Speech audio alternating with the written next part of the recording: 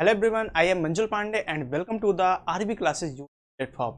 दोस्तों, आज कुछ ऐसा टॉपिक, आज करीब एक हफ्ते से एक ऐसे विषय पर, एक ऐसे करंट न्यूज पर बात चल रही है जिस मुद्दे को लाना आप सबके सामने जरूरी था। ये मुद्दा, ये टॉपिक संबंधित है सोशल मीडिया से। आज के समय में हम हैं, आप हो, हमारे समाज का हर एक व्यक्ति सोशल मीडिया को यूज कर रहा है। हमारी यहाँ तक की सुबह होती है तो आज के टाइम पर करीब 90 या 95% लोग सुबह की शुरुआत सोशल मीडिया के साथ होती है और यही प्रोसेस हम पूरा दिन अप्लाई करते हैं और रात के सोते समय तक हम लोग सोशल मीडिया का भरपूर प्रयोग करते हैं।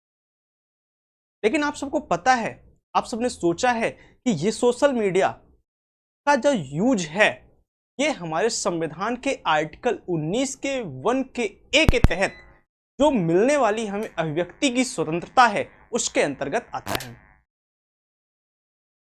अब इसके संदर्भ में आप सब ने एक बात सुनी होगी, कई बार आपने न्यूज में सुना होगा कि आप सोशल मीडिया में कोई कमेंट कर देते हैं। सोशल मीडिया के किसी भी प्लेटफॉर्म पर, चाहे वो फेसबुक हो, चाहे वो यूट्यूब हो, चाहे वो इंस्टाग्राम हो, चाहे वो ट्विटर हो, आर्कुट हो, आप कहीं पर भी कोई पोस्ट करते हो, चाहे वो फेसबुक हो, सबसे ज्यादा लोग यूज कर रहे हैं, फेसबुक हो गया, व्हाट्सएप हो गया, आप कहीं पर भी कोई पोस्ट करते हैं तो एक लोगों को डर लगा रहता है हम ऐसी कोई पोस्ट करें, हम लोग ऐसी कोई पोस्ट करें जिसके विरुद्ध में जो हमारी पुलिस व्यवस्था है वो उस पर कोई एक्शन ले ले हमारी पोस्ट को लेकर।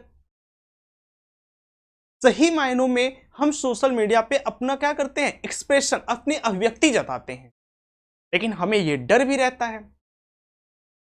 जैसे एग्जाम्पल की बात करें, अगर हमें किसी की आलोचना करनी है, आलोचना चाहे सरकार की करनी हो या किसी नेता की क्या करनी, आलोचना करनी हो, या किसी भी XYZ किसी व्यक्ति की हमें आलोचना करनी हो, तो हमें एक डर सा रहता है। और हमने समाज में या न्यूज में कई बार देखा भी है कि किसी व्यक्ति ने कोई टिप्पणी की और पुलिस एक्शन में आ गई और उसे गिरफ्तार कर लिया, उस पर FIR दर्ज हो गया। लेकिन आपने कभी सोचा है, यदि आप किसी सोशल मीडिया पर कोई पोस्ट करते हो और उस पोस्ट के एवज में आपको गिरफ्तार नहीं किया जा सकता, और यदि आपको गिरफ्तार किया जा रहा है तो यह असंवैधानिक, फिर आप कहोगे कैसे, किस प्रकार से, पुलिस फिर किस आधार पर गिरफ्तार करती है? और गिरफ्तारी तो होती है, FIR तो लिखे जाते हैं, आपने न्यूज में सुना होगा, या हो सकता है आपके जान पहचान में ही ऐसा किसी के साथ हुआ हो। आज हमें इसी मुद्दे पर बात करनी। तो टॉपिक स्टार्ट करने से पहले आप लोग वीडियो को लाइक कीजिएगा, और अगर आपको वीडियो अच्छा लगे तो आप अपने दोस्तों में भी शेयर कीजिएगा और चैनल को सब्सक्राइब कीजिएगा। आते हैं अपने टॉपिक पर। देखिए, अगर सोशल मीडिया से संबंधित अधिनियम की बात करें तो एक अधिनियम आया वर्ष 2000 में, IT एक्ट 2000, अर्थात सूचना प्रौद्योगिकी अधिनियम 2000, और इसी का एक सेक्शन वर्ष 2009 में जोड़ा गया, उसी में संशोधन किया गया। IT एक्ट 2000 में एक संशोधन किया गया 2009 में, और उसमें एक सेक्शन जोड़ा गया, सेक्शन है 66A और 66A में लिखा गया कि यदि कोई व्यक्ति किसी सोशल मीडिया प्लेटफॉर्म पर कोई ऐसी टिप्पणी करता है जिससे लॉ एंड ऑर्डर या देश की एकता, अखंडता, संप्रभुता प्रभावित होती है तो उस व्यक्ति को गिरफ्तार कर लिया जाएगा 66A के तहत। और वहां पर यह प्रावधान किया गया उसे अधिकतम 3 वर्ष की सजा भी दी जाएगी। तो ऐसा प्रावधान होता है वर्ष 2009 में। वर्ष 2012 में इसमें एक और संशोधन हुआ और यह कह दिया गया कि जब भी किसी व्यक्ति को गिरफ्तार किया जाएगा तो कोई हायर रैंक का ऑफिसर जब तक अलाउ नहीं करेगा तब तक पुलिस उस व्यक्ति को गिरफ्तार नहीं करती। यह वर्ष 2012 तक की स्थिति है। अब वर्ष 2013 में एक घटना घटी। वर्ष 2013 में सबसे बड़ी घटना घटी कि मुंबई के शिवसेना प्रमुख बाल ठाकरे जी की मृत्यु हो जाती है। और जैसे ही बाल ठाकरे जी की मृत्यु हुई तो शिवसेना ने बॉम्बे बंद का आह्वान किया उस तिथि को,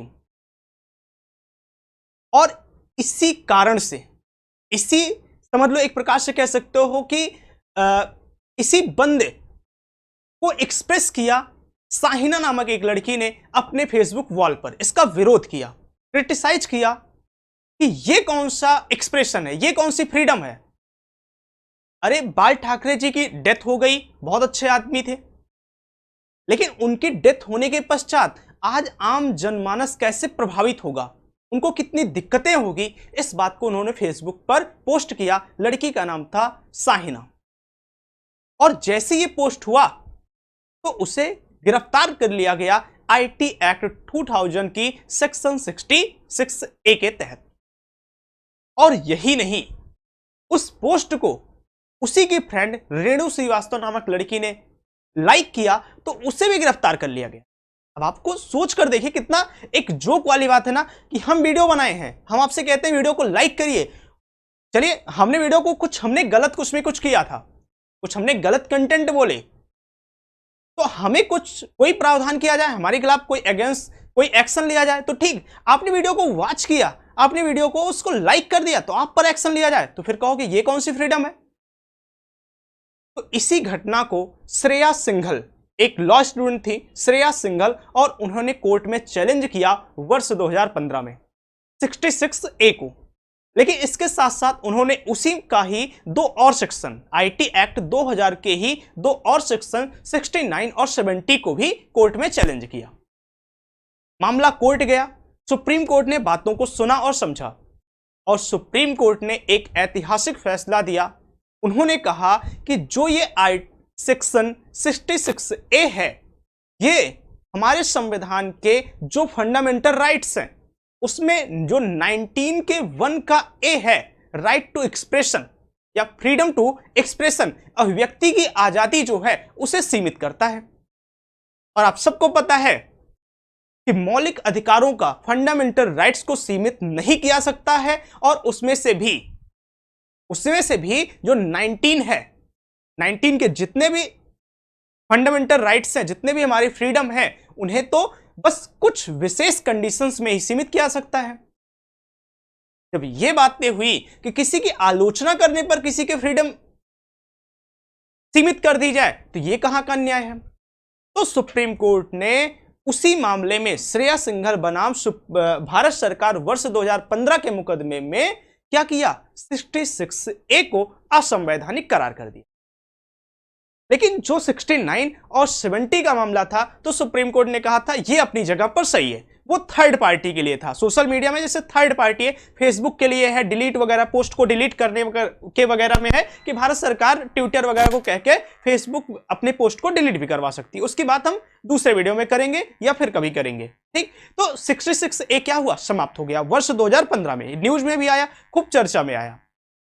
लेकिन वर्ष 2021 में एक एनजीओ है PUCL, भारत का एक बहुत बड़ा एनजीओ है PUCL। अपने मौलिक अधिकारों के संदर्भ में जब हम लोग आर्टिकल 21 पढ़ते हैं, राइट टू लाइफ पढ़ते हैं, तो वहां पर हम PUCL के बारे में बहुत अच्छे से पढ़ते हैं। एक बहुत बड़ा एनजीओ है। तो PUCL ने 2021 में एक जनहित याचिका लगाई कोर्ट में, और उन्होंने कहा कि सर, आपने जो 2015 में जिस एक्ट को आपने समाप्त कर दिया था, उस एक्ट के तहत आज भी गिरफ्तारियां हो रही हैं, उस एक्ट के तहत आज भी मुकदमे लिखे जा रहे हैं। तो सुप्रीम कोर्ट ने जांच की, और जब रिपोर्ट मिली तो यह पाया गया कि वर्ष 2015 से वर्ष 2021 तक, करीब मार्च का वो महीना था जब श्रेया सिंघल के फैसला आया था, तो मार्च 2015 से लेकर अब तक करीब 1307 मुकदमे लिखे जा चुके हैं। और जब ऐसा सुप्रीम कोर्ट ने देखा, तो सुप्रीम कोर्ट ने केंद्र सरकार को नोटिस भेजी, और उसने जवाब मांगा है कि आप किस प्रकार से ऐसा कर सकते हैं। इस पर हमारे जो अटॉर्नी जनरल हैं के वेणुगोपाल राव हैं, उन्होंने सुप्रीम कोर्ट के सामने इस बात को कहा है कि यह बात तो सही है कि 2015 में इसे असंवैधानिक करार कर दिया गया, परंतु आईटी एक्ट 2000 में आज भी वो सेक्शन पड़ा हुआ है। तो न्यायपालिका ने कहा कि ठीक है, पड़ा हुआ है, कोई बात नहीं है, लेकिन आप सबको पता है कि जब वो असंवैधानिक है तो पुलिस या हमारी जो लॉ एंड ऑर्डर है वो कैसे उसे मेंटेन कर रही है। सवाल ये है, अब देखते हैं केंद्र सरकार का क्या जवाब आता है कोर्ट के इस दखलंदाजी के बाद, कोर्ट की इस आलोचना के बाद, और फिर हमारी राज्यों की जो मुकदमे चल रहे हैं, जो भी FIR हुए हैं उन सब के लिए क्या डिसीजन आता है आगे देखा जाएगा। जो भी होगा हम आपको अगले वीडियो में, जैसे ही कोई न्यूज आती है तो हम आपको अगले वीडियो में जरूर इसको आकर जरूर बतलाएंगे और देखेंगे कि आगे चलकर कोर्ट इस बारे में क्या करती है। तो मिलते हैं आपको ऐसे किसी और वीडियो में, तब तक आप लोग अपना ख्याल रखो, मस्त रहो, खुश रहो, बाय बाय।